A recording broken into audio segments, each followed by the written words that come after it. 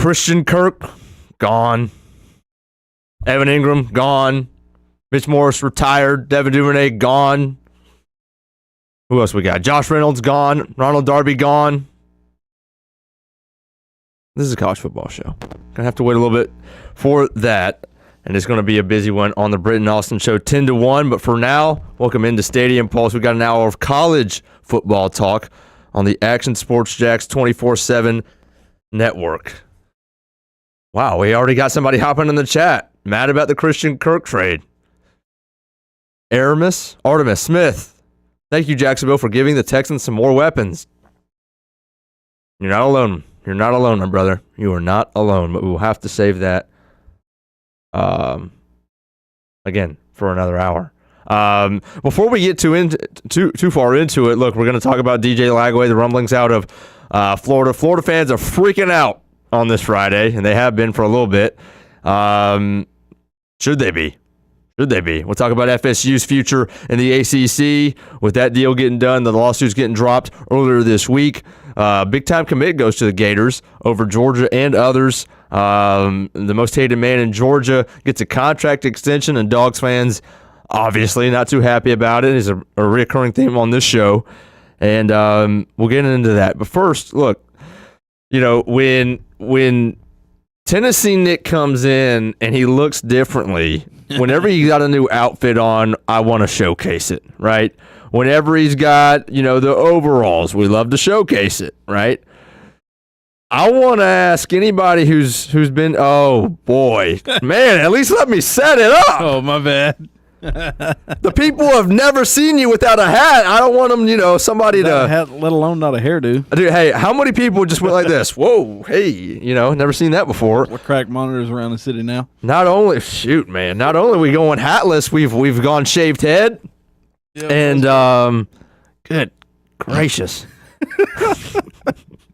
I hadn't seen my scalp in 15 or 16 years, I think. Look, I'm not trying to get into your whole routine because we got ball to talk about, but how soon after getting ready in the morning does the hat go on? Are we talking like alarm, hat immediately? Because, I'm guilty on some occasions, but I feel like that's like before you even check your phone, the hat is on the head. No, it's the last thing to go on. No, you're kidding yourself. No, it's the last thing. It's like the last thing before I'm out the door. Wow. Because I got like 5 or 6 of them on the dresser, and I'm like, all right, which one am I wearing today? And how many of them are Tennessee? All of them. All 5 or 6 on the dresser? Actually, one of them is a Action Sports Jacks hat. Okay. It's the white one with the crest on it. Yeah. That one's sweet. But you were just rotating Tennessee hats. Yeah. Golly, you couldn't mix in anything else? Well, I don't have any Jag stuff. The one fitted I had got ruined. My Rays hat is in the closet in a box. I need to break out. Rays? Yeah.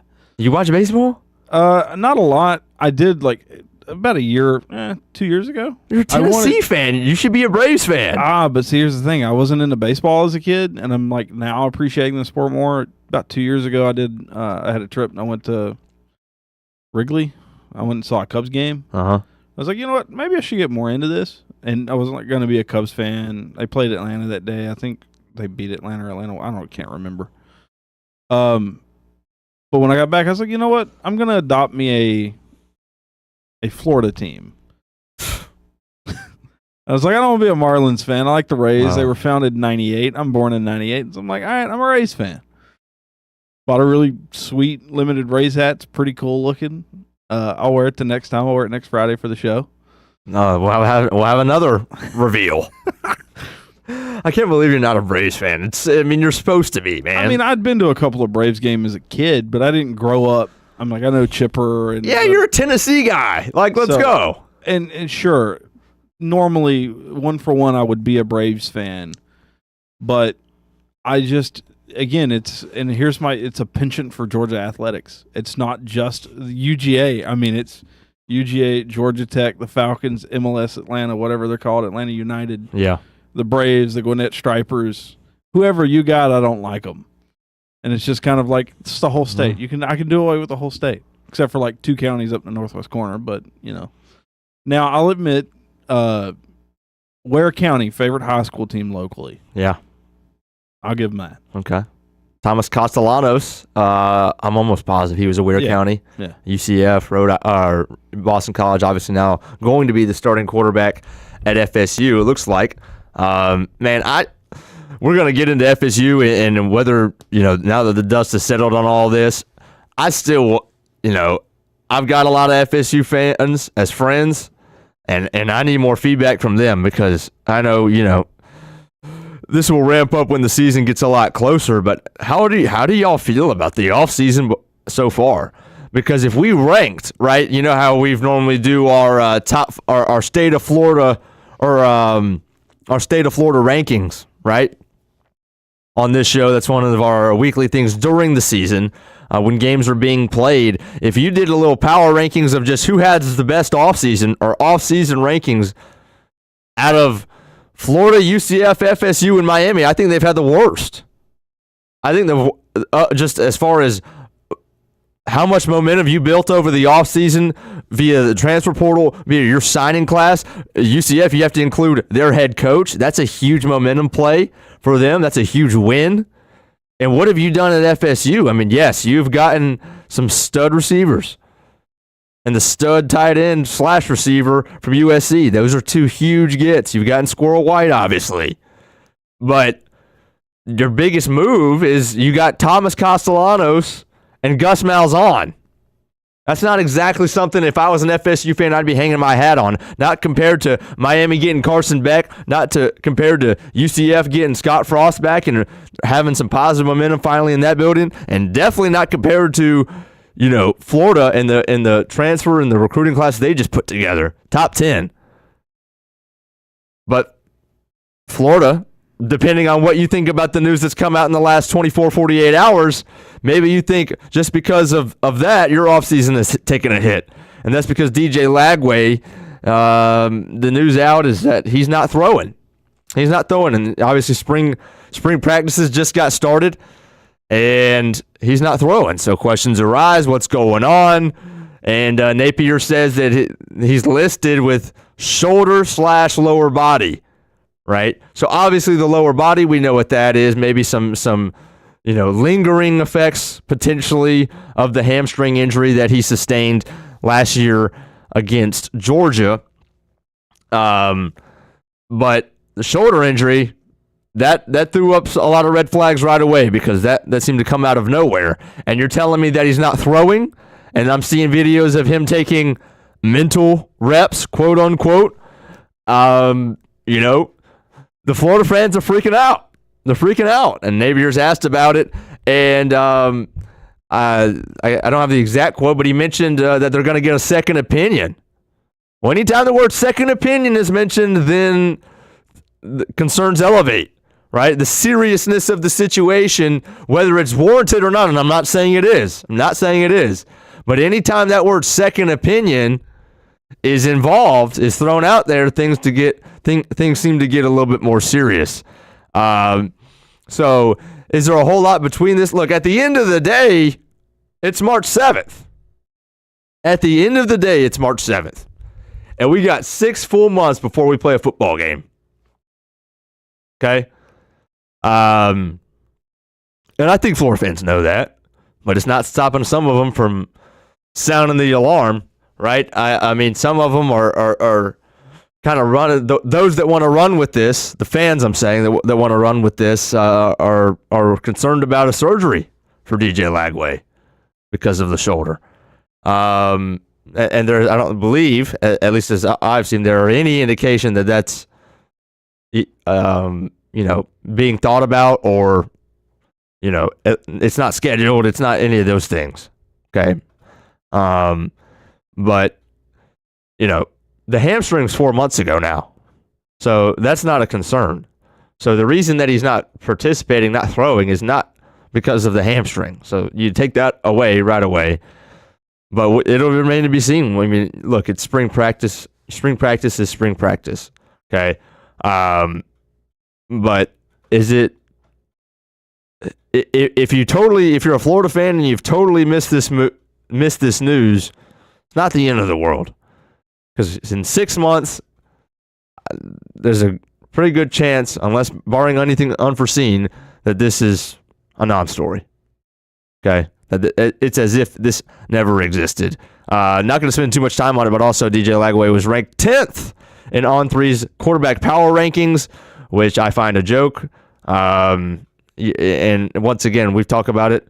They give us stuff to talk about, and we fall into the trap because they put Arch Manning at number 1, and that guy hasn't played a full football game against an SEC opponent. Okay, we know that. But is it still blow me away every time I see it on social media? Yes, it does. By the way, real quick, Nick, power rankings, let's just throw this out there. Power rankings are not leaderboards or projections. Yeah. Right? What are power rankings to you? Kind of, I think it's interesting. I hadn't really thought about it that hard, but you got a point. Because when you say power rankings, you're not saying, hey, these are the 10 best quarterbacks. Yeah. Because that's not what power rankings are. It's probably strongest odds of this quarterback being the best. It's really more of an odds-based thing. It's what the projected outcome of their season could be. So, like, theoretically, off what we've seen of Arch, I can understand why you're going to power rank him at 1, because you're going to expect him to get the keys to this thing finally, and he's going to take and shift it into 5th gear, or that all-forgotten in Texas 6th gear to really get him over the hump. And I think that's why. Like, Cade Klubnik, you've had him at Clemson now. He's going into, like, his 3rd or 4th season as the starter. He's been there what feels like ages. So, I think looking at it, Beck is going to help Miami get over the hump at 3, is what they're thinking. Sure. Arch is going to help Texas finally do what they keep thinking they've done for the last 5 years at this point, I guess. Sure. Klubnik's, I feel like that's what it is. I could be wrong, but looking at that, that's what I feel like this is. And I'm sure in part of this plays the team around the quarterback that's going to push the odds up. So they're looking at Texas as a whole team with this guy at the starting quarterback spot to really be the strongest, quote unquote power of the team. And maybe I'm wrong in that thought, but I think I'm not wrong. Yeah, but I think, is there a right answer to that question? I thought there was. I think power rankings accounts for recency bias. That's the whole point, because power rankings were created because here's your actual record of teams. It started with teams, obviously. Yeah. Here's the record of the team. They're on paper. That's a fact. But power rankings it allows for opinion and recency bias, because you say, hey, well, the 5th team in the rankings, well, the team that's in number 8 is on a hot streak. They're playing a lot better. I think if number 8 played number 5 right now, they'd beat them. So in power rankings, I'm going to put that team above them. Yeah. It accounts for recency bias. That's the whole point of power rankings. How is it recent? You can't. There's nothing recent about Arch Manning. You haven't seen him play. So this is a straight up projection. I know that's picky and whatever, but we use power rankings so often, and there's such a big thing that I wish we'd at least know what they were trying to do and stick to it. Looking at this list, honestly, I don't know 1, 2, 3 of these guys. Who we got? Sam Leavitt. You know him. That's Arizona State. Yeah, but nobody knows him because Cam Scadaboo is the guy everybody knew from there. Well, it's true. He had the best pass in the game. No clue who Sawyer Robertson is, and Rocco Becht. Becht, I maybe know a little bit. Yeah. The name sounds vaguely familiar, but those 3 guys. And if you're going off recency bias, DJ Lagway, as a Tennessee fan, he scared me. Oh, yeah. In that second half of that game. Lagway should be, I said top 5. If you're going to go off of a power ranking of who's ascending the furthest and all that, he's top 5. 100%. DJ Lagway's top 3. He might be 1. Yeah, because the guy, he's the whole reason that Billy Napier's still at Florida. Yes. He should have started after the game that he filled in for against whoever it was from some community college. He should have started from that point out. He gave Florida just a better chance to win the rest of the season. Yeah. And who knows, by the time that they came to Knoxville, they may have been in full swing and beat us. They weren't far from doing it. It took overtime. Yeah. So I think they have to look. Yeah, Lagway would be way higher on this. And I hope, whatever injury, he's fine.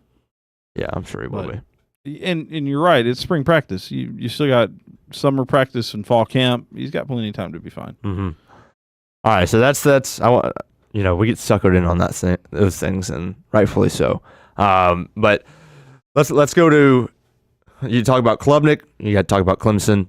We'll talk about FSU Clemson now. They got look. There's been a lot of waves. Like it's the last 2 weeks, we've gotten the big bombshell reports, if you will, about the future of college football in general, especially the SEC and the Big Ten, how they've been running things, new rev share, new playoff formatting, potentially new the new rules they're going to create the CEO who actually enforces the rules. That's what we talked about last week. You can find that on YouTube if you missed it.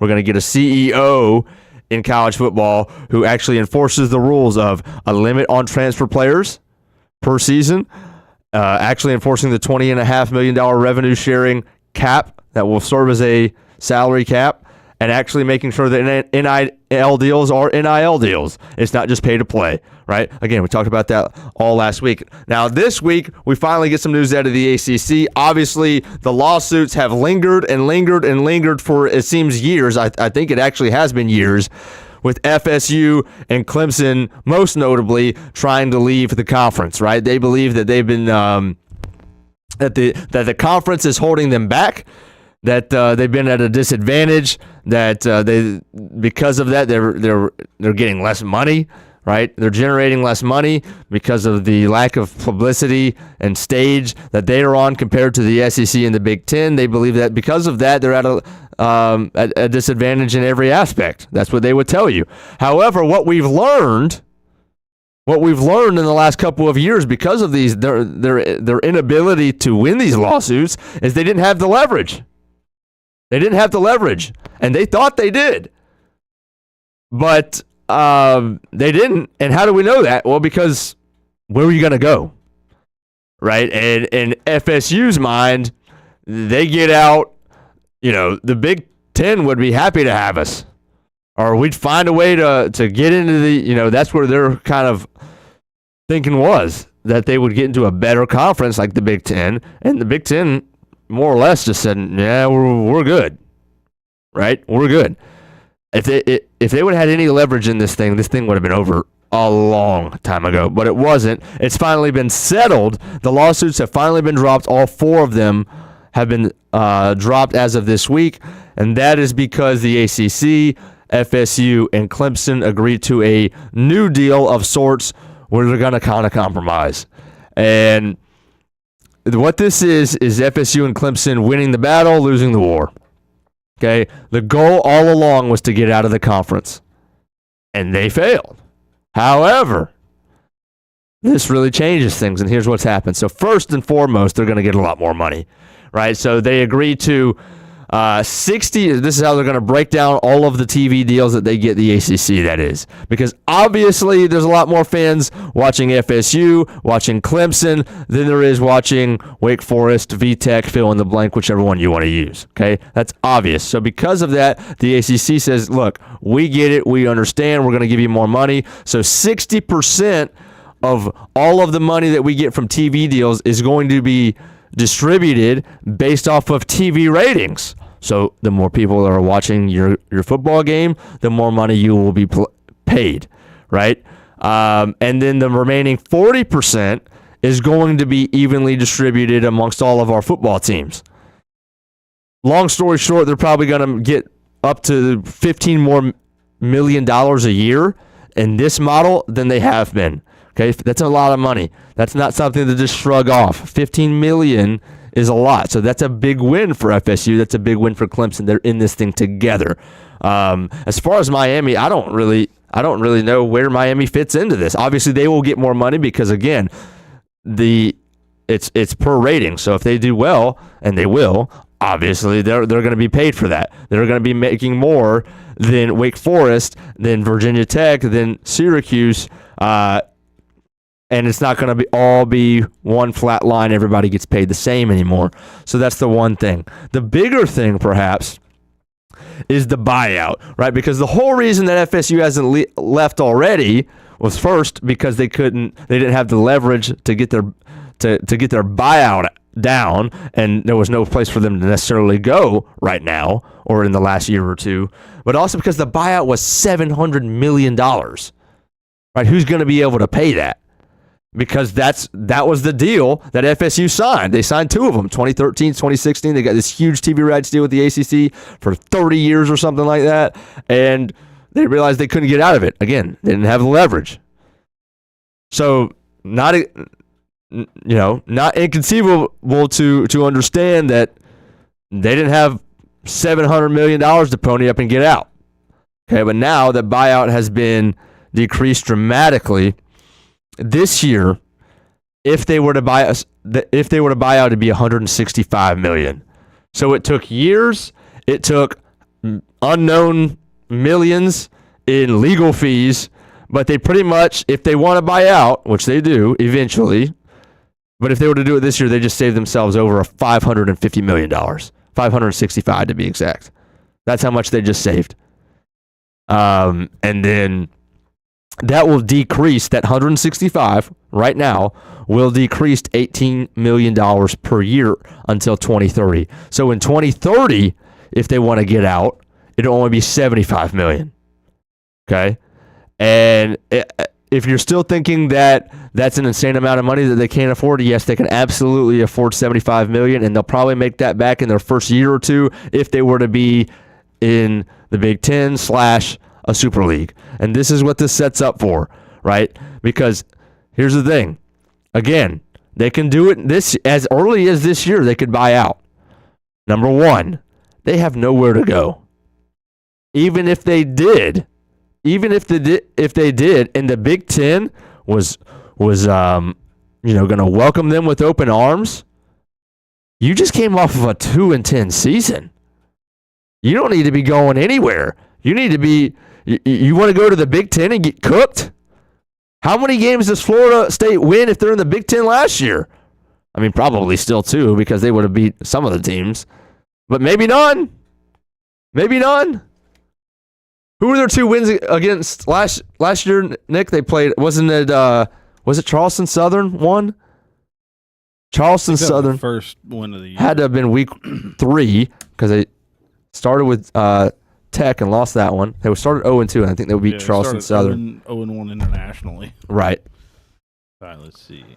So obviously they still win that. They still win their out of conference. But those 10-point losses to all of the week in and week out L's that they took by 2 scores, you would see, you name it, those would have been much worse.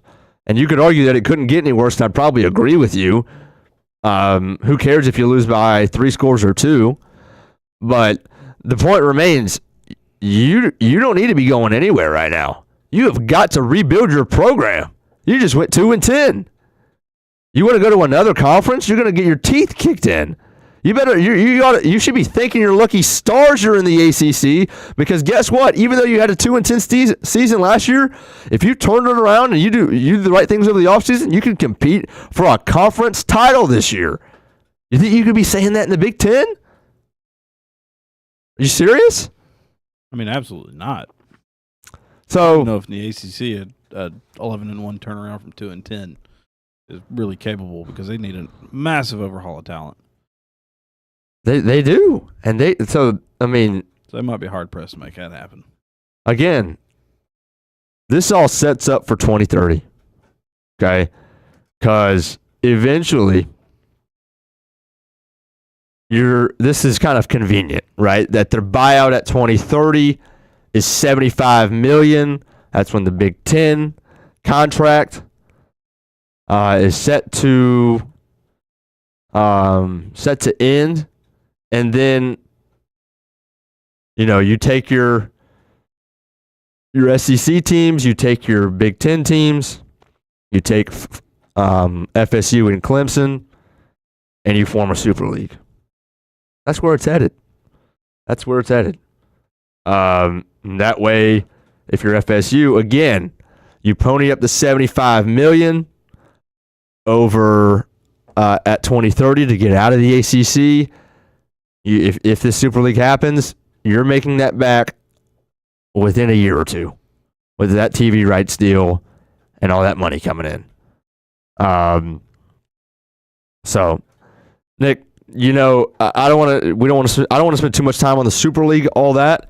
But as far as FSU coming out of this, after all the dust is settled, for them to if they're staying in the ACC till 2030 and they get out then, would you see that as a win? I mean, to not lose 7. Well, hold on. Yeah, I guess financially it's a win because you're not going to lose that 700 at $750 million essentially. You'll still make all your money, and I think it's a win even athletically because football wise, at least, basketball's a little different. Football wise, it is a weaker conference, so they still can capitalize. I think pretty quick on a turnaround, and even past that, if what's his face's time is going to come to an end soon in Tallahassee if they don't flip it around this year. They're still a hungry fan base and a hungry team that want to get a good coach if they make the right hire after that. I mean, you only got 5 years, but you can make some shake, make it work. But yeah, I think they ultimately went out staying and then leaving because they can kind of sit back at the same time and let how everything else of the politics of it play out. If like the NCAA losing power over schools, and so on and so forth.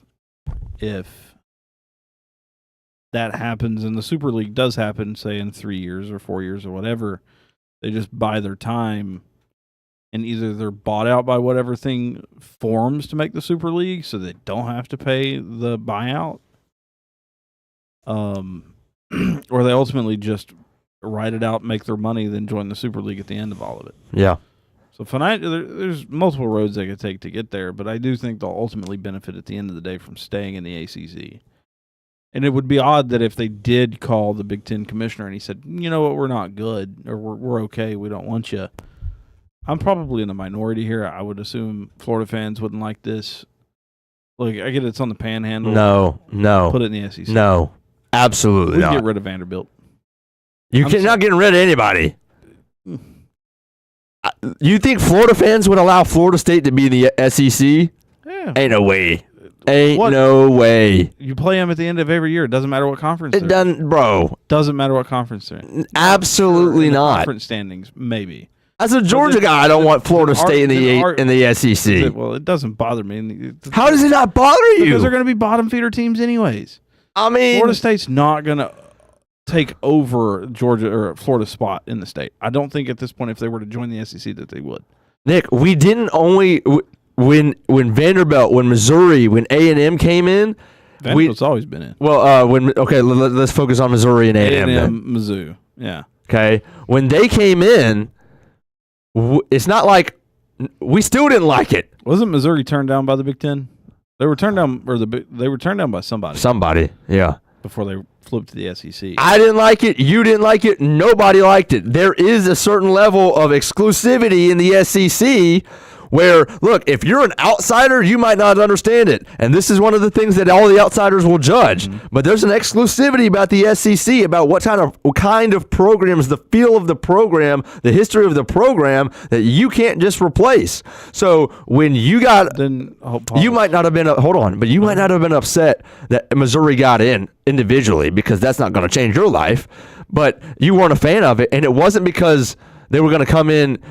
Nothing about your opinion of that really mattered about whether they were going to be bottom feeders or not. Yeah, you knew they were going to be at least a bottom feeder at least, and they've actually proven us wrong in many aspects as far as, they haven't been great these last couple of years. But with winning 2 SEC championships or going to 2 SEC championships, it had nothing to do with how good they were going to be. It's about the feel of the program. You think Florida State?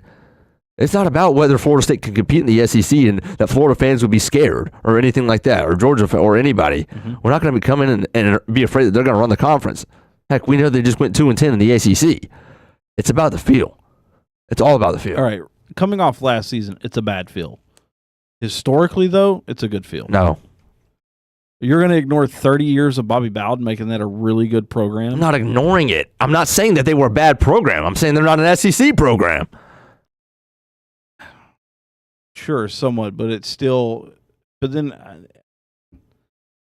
I could argue anyone west of Louisiana in an SEC team, A&M, Texas, Oklahoma, all of them, Missouri should be gone. I don't think Vanderbilt's a reputable brand that should be in the conference.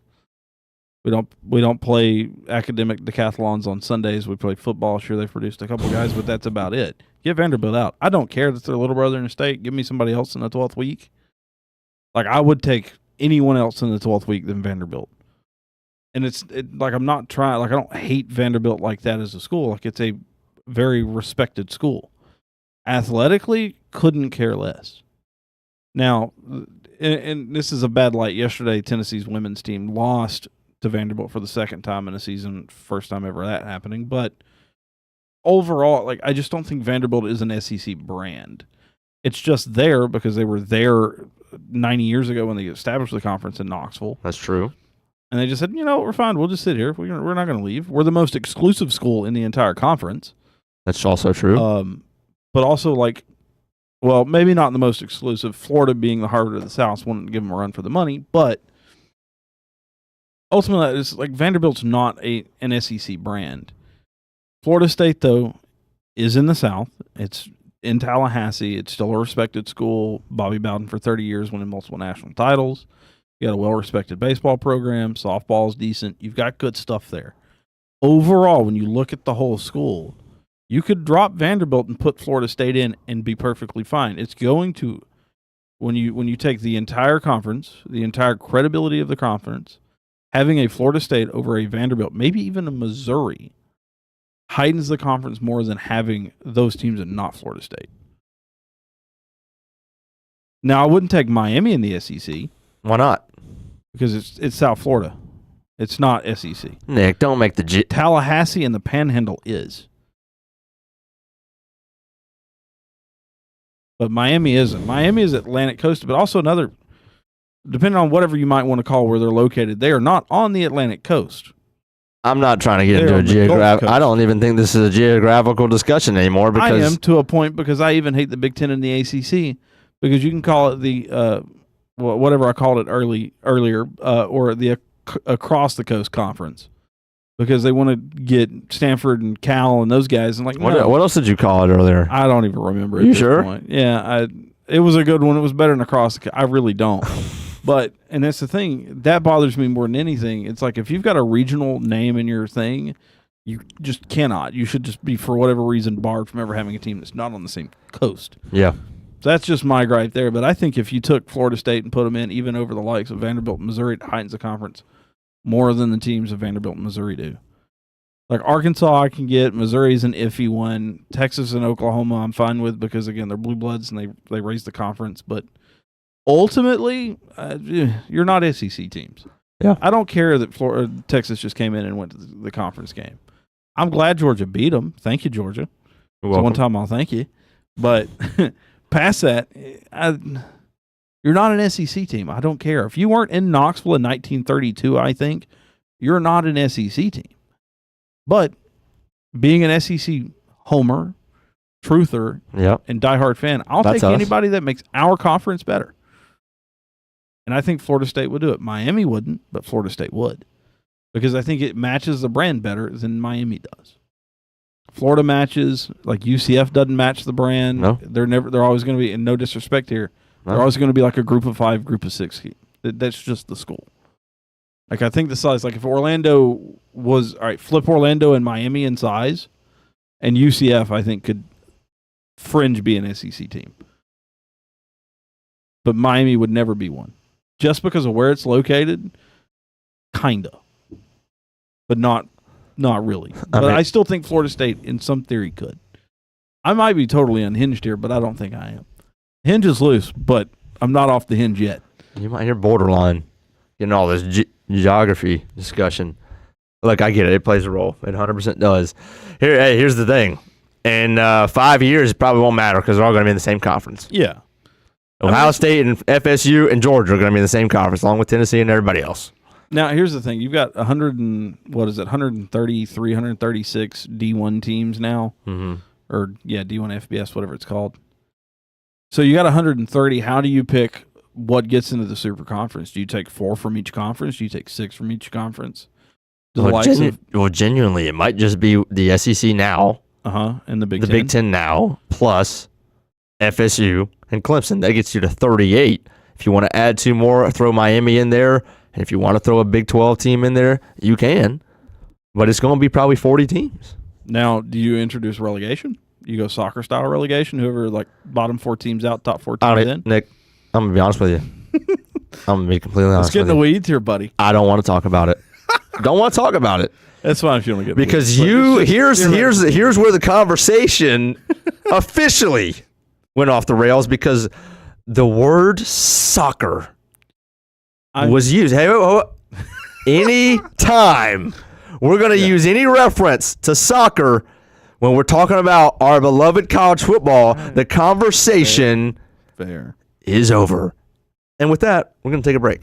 When we come back, we're going to get to the most hated man in college football, or not in college football, in the state of Georgia, and a big recruit for UF. Also, real quick, since we're on all of this future of college football and all this, before we get to the break, Greg Sankey, he and Petiti, that's the SEC commish, Big Ten commish, they run everything. They make all the decisions, and kind of randomly, Sankey said, hey, we're going to kind of pump the brakes on the 14 or 16 team model and all that because we got to figure out the auto bids first and the rankings versus the seedings and all that. I just wanted to throw that out there because that was a little random, and for a guy who's pushing narratives, he was like, we got to slow down a little bit in college football. So I'll leave you with that thought. We'll be right back in the Action Sports Jacks 24/7 network. Appreciate y'all hopping in the chat. We'll get to those around the corner as well. This is Stadium Pulse. We'll be right back on a Friday.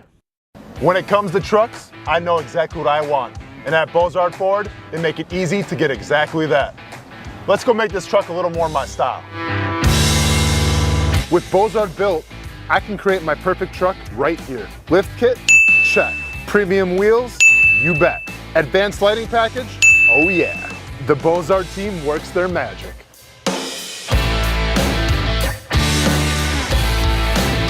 From bumper to tailgate, I'm making this truck mine. It's everything that I wanted and more. From the field to the gym to weekend adventures. This truck's built for my journey. Bozard Built. Customized for your lifestyle, built to exceed your expectations. Check out the inventory and available options at bozardbuilt.com. Unleash your dream ride. Customized, covered, and Bozard approved. When it's time to get a new car for anyone in your family, just remember, nobody but Nimnick, the #1 Buick GMC dealer in Jacksonville. Get the latest price breaks on 2023 and 2024 models or the newest 2025 vehicles in the showroom on Phillips Highway or shop online at nimnickbuickgmc.com 24 hours a day. GMC Sierras, Yukons, and the redesigned Acadias, or get the all-new redesigned line with Buicks. It's nobody but Nimnick, and part of the reason why is this is a first-class buying experience here at Nimnick Buick GMC. You're not just a customer, you're a friend. This is about getting a vehicle that best fits you and getting you on the road, and also helping you and your family down the road. Nimnick has a treating you right guarantee, courtesy, respect, fairness. And most Buicks, GMCs, and Jacksonville's only Car Bravo dealer, nobody but Nimnick. Who has put in the most years and stands behind a better experience? Nobody but Nimnick. GMC, we are professional grade.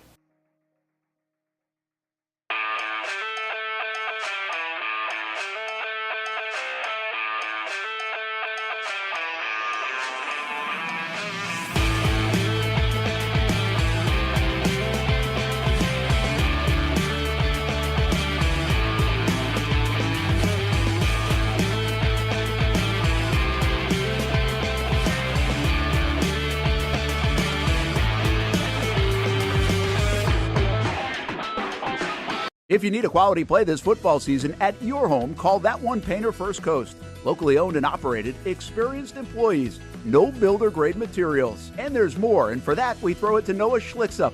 That One Painter First Coast can apparently help your kicking game, too. Well, after my failure on skinny sticks last year on Creekside game day, I've spent a lot of time out here at Creekside practicing my kicks. There's only one issue. How is that even possible? The good news is I know exactly who can help. That One Painter can handle all your painting needs, from field goal posts to cabinets to stucco. They got you covered. Though they may not be able to help with my kicking, they can certainly help with the posts. Call That One Painter First Coast today for all your painting needs. at 904-495-1373.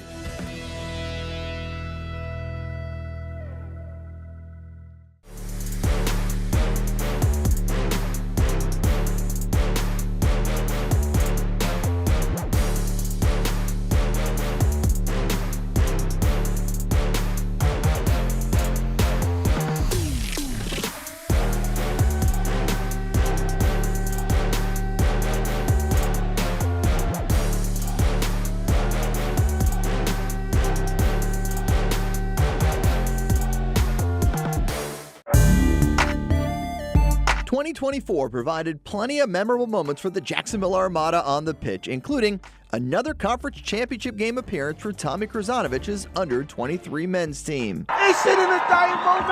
Debuting this year for the first time, the girls in blue as the Armada fielded a women's under-23 side in the WPSL and made its presence known with some highlight moments. Potential goal of the season! Then attention turned to the future, with MLS Next teams representing the Armada badge in 3 age divisions this fall, including an under-19 squad ranking among the best in the state. Those teams are a big focus on Fleet and Footy, covering the big soccer stories each week on the Action Sports Jack's 24/7 network. I'll put one in the back of the note for you. Join us for player profiles, fun interviews, and the very latest on the Fleet and all things footy. That's every Thursday at 2 p.m.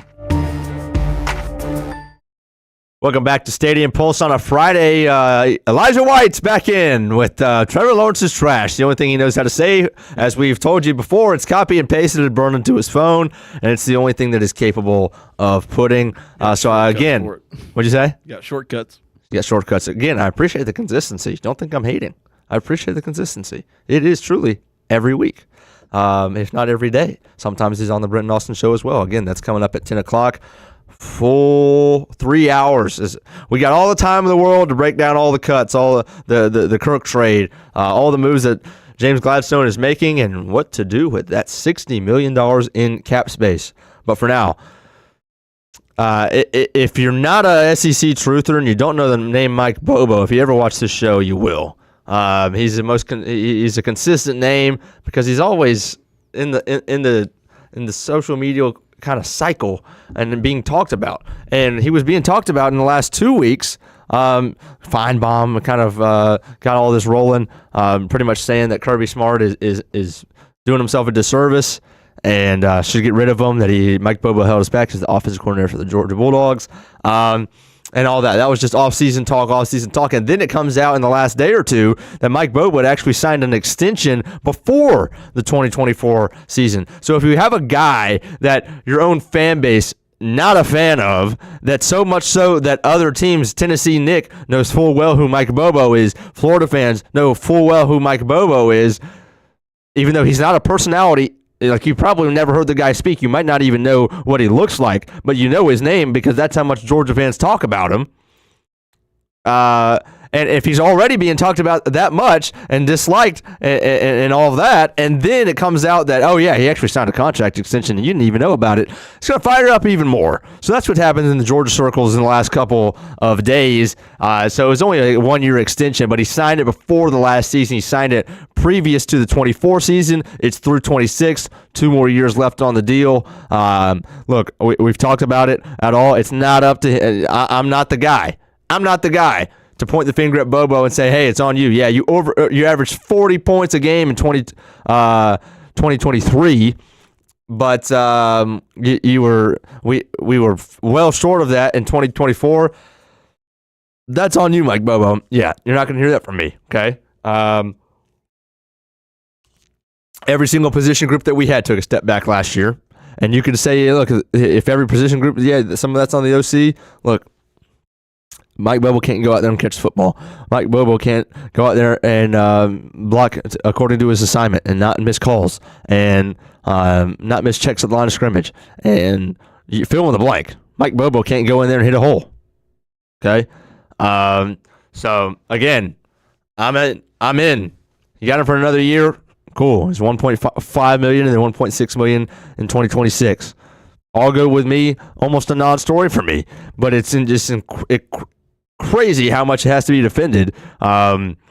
And it was just very interesting for me to see all of the reactions yet again, knowing that he signed a contract extension unbeknownst to the fan base. And obviously with all the coordinators, some of those things are kept a little quieter than others. But obviously it comes out eventually.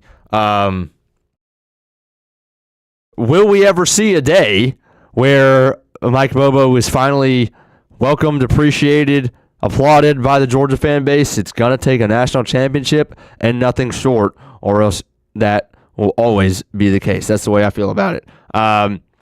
Moving on to a guy that Georgia wanted on the defensive side of the football, that Kirby Smart and Glenn Schumann had set their eyes on, and we didn't get it.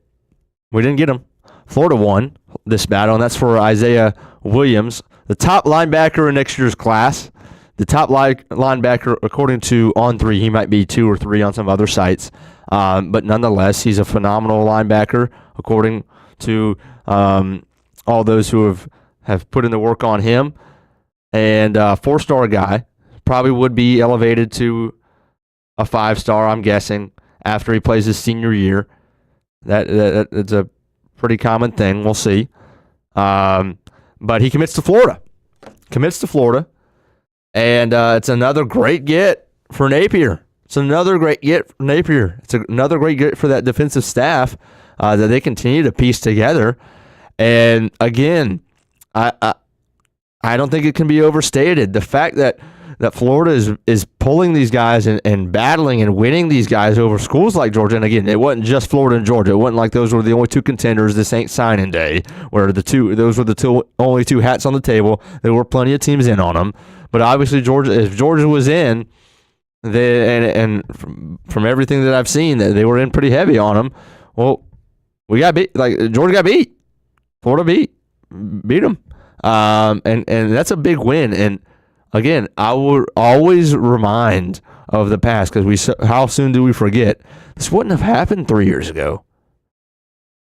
Like, I know that's obvious, but I just feel like every once in a while we got to throw that reminder out there and it's not just to Florida fans, it's to SEC fans in general. It's like, don't forget where you were at. You were not winning a battle that was an evenly matched, at least on paper, battle with Georgia for anybody 3 years ago, unless the kid was born in Gainesville, right, and had a personal, relationship with somebody on the staff or something like that. Like, unless you had a big advantage in that regard, you weren't winning these, and you have. And Izayia Williams is not the only one. He's the most recent one, because he's one of the only commits that we've had so far in next year's class, at least in the last couple of weeks. But I don't know. Here's the one thing I will caution. And this is just I couldn't believe. I mean, this should not be shocking, but it still took me for surprise. Nick, this guy. So here's the caution, Florida fans. Mm-hmm. It ain't a done deal. Okay? There's still a lot of time before Izayia Williams steps foot on your campus and is enrolled. And why do I say that? Well, that's the case for every player, but especially this guy, because he was previously committed to Louisville, Syracuse, and FSU. This is his 4th time being committed to a school. Which, again, I don't want to. It's not about him personally, because I don't know his situation. But the fact that we have guys, top recruits, being committed 4 times before they ever get to campus, before their senior year, should tell you everything you need to know. Huh? Flaw in the character. Well, I don't want possibly. I don't want to put that on him. Well, it just seems that way, but he could be a good kid. 4 schools is a lot. Objectively, if you're going to commit 4 times, then maybe, you don't have that high value of what a commitment is. And that, again, that's not Fair. Just him. That's across the board, where the word commitment and what that means as far as where you're going to play is about as loose as it could possibly get. We even have guys who are getting their enrollment papers together and still transferring out. So, again, Florida fans, it ain't a done deal. Could be indicative of his rise in recruiting, too, if he's like a 3-star and he's not getting Florida offers. Absolutely. For him to start with Louisville and probably secure that one, then Syracuse is kind of on the same caliber. That's But about- then FSU, Yeah, that's the interesting one of the bunch. Because the other three of the four are trending up. FSU is like, what? yeah. So, I mean, he saw FSU go 2-10, and I'm not sure when he decommitted. I should know that. So that's my fault. I don't know when he decommitted from FSU, but I would guess he saw that 2-10 record and said, yeah, I think I'm going to go somewhere else. But can't speak on why there was a decommitment from Louisville or Syracuse or anything like that. And nonetheless, it's a great get for now for Billy Napier and Florida. One more thing I wanted to touch on before we get out of here. We pulled a graphic of the all combine teams from the NFL. Oh, yeah, here we go. Real quick, I'm going to try to run down this list. There's 3 Missouri Tigers on the offense between Brady Cook, the quarterback, Armand Membu, the offensive tackle, who a lot of Jags fans now want number 5. He's the one who ran the 4.9 at 330 pounds, and he's one of the only guys that's ever done that in the last 30 years. If you look him up, he was the guy. He's all over social media because he was the guy who was screaming the entire time he ran his 40. It's quite entertaining. But just imagine 330-pound guy running 4.9. We take that for granted. How fast would your 40 time be if you ran it right now, and he's running at 330 pounds. But Missouri's got 3 guys, Brady Cook, Membu, and Luther Burton, and they threw for 215 yards a game last year in the SEC. If you're going to have 3 guys that you got to build a passing game against or for, you want the quarterback, the left tackle, and the stud receiver. They had all 3, and I think they were 10th in the SEC in passing yards. Obviously, it takes all 11. We understand that, but still, I just thought that was intriguing. And this isn't all pro or all SEC or anything like that. It's just the combine, but still. That's 3 guys. I mean, Membu's first rounder, Luther Burton's a first rounder, and Brady Cook's probably a day 3 guy, but still, it's safe to say their passing game was underwhelming. Very quickly on the defensive side of the football, the one guy I wanted to mention is James Pierce, obviously from Tennessee, the edge. And Nick, some of the story out of the combine is that there's some issues perhaps with the off the field stuff for Pierce that could potentially hold his draft stock or pull it down a little bit. What have you heard about that? I've just heard the rumors, but he spent 3 years in Knoxville, and for the life of me, all right, December 4th, 2023, arrested for a traffic stop. That's the one and only thing I think this guy's got on him. That's a day in the park in Athens. Yeah, it's a day at the office, which is, not to make light of a bad thing, but nobody should do it. Well, traffic violation is a traffic. Well, either way. Yeah. Anyways, continue. But that's not what this is about, Pretty though. egregious, 63 and a 35. I've done it. Yeah, I've been there. I've done it.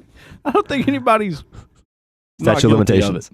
But that's not why this is coming out. This is for other stuff. Yeah, this is what team meetings and the report was. Like, that's why there was a dip in playing time at Tennessee, and he just didn't come across. So it's interesting that one bad thing, he seemed like a good teammate. Yeah, either Heupel's been able to keep it under wraps pretty well, or I don't know. It's odd to me that this all just comes out now. So maybe what they're seeing in interviews is telling them more than what's been led on, or they're just getting the wrong impression. Yeah. So I don't know what it is. I know he's a heck of a player, maybe a little undersized for defensive end, sure, an edge rusher, but I think he is a heck of a player that's very fast. And then what do you run? 4.5? 4.47. Okay. Yeah, that'll play. That will play. So that's something that we're going to keep tabs on. Don't be surprised if you hear that name again in the next few weeks. One other thing I wanted to put out, obviously Georgia had 3 guys on that list. ETN was on the all-combine, Tate Ratledge at right guard, and Jared Wilson at center. Another Florida guy was on there. Tim DK actually was on there, and he looks like he's a guy that could potentially rise up some boards in the next month's NFL draft. That's going to do it for Stadium Pulse today. Appreciate y'all hanging out with us, talking some college football. And we'll see you in about 5 minutes on the Britton Austin Show, breaking down all these Jags move, Gladstone, what's next, $60 million. We appreciate you watching on the Action Sports Jags 24/7 network. Have a good Friday, everybody. When it comes to trucks, I know exactly what I want. And at Bozard Ford, they make it easy to get exactly that. Let's go make this truck a little more my style. With Bozard Built, I can create my perfect truck right here. Lift kit? Check. Premium wheels? You bet. Advanced lighting package? Oh yeah. The Bozard team works their magic.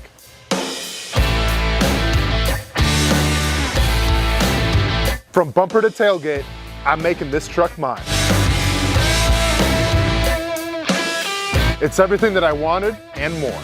From the field to the gym to weekend adventures. This truck's built for my journey. Bozard built. Customized for your lifestyle, built to exceed your expectations. Check out the inventory and available options at bozardbuilt.com. Unleash your dream ride. Customized, covered, and Bozard approved. When it's time to get a new car for anyone in your family, just remember, nobody but Nimnick, the #1 Buick GMC dealer in Jacksonville. Get the latest price breaks on 2023 and 2024 models or the newest 2025 vehicles in the showroom on Phillips Highway or shop online at nimnickbuickgmc.com 24 hours a day. GMC Sierras, Yukons, and the redesigned Acadias, or get the all-new redesigned line with Buicks. It's nobody but Nimnick, and part of the reason why is this is a first-class buying experience here at Nimnick Buick GMC. You're not just a customer, you're a friend. This is about getting a vehicle that best fits you and getting you on the road, and also helping you and your family down the road. Nimnick has a treating you right guarantee, courtesy, respect, fairness, and most Buicks, GMCs, and Jacksonville's only Car Bravo dealer, nobody but Nimnick, who has put in the most years and stands behind a better experience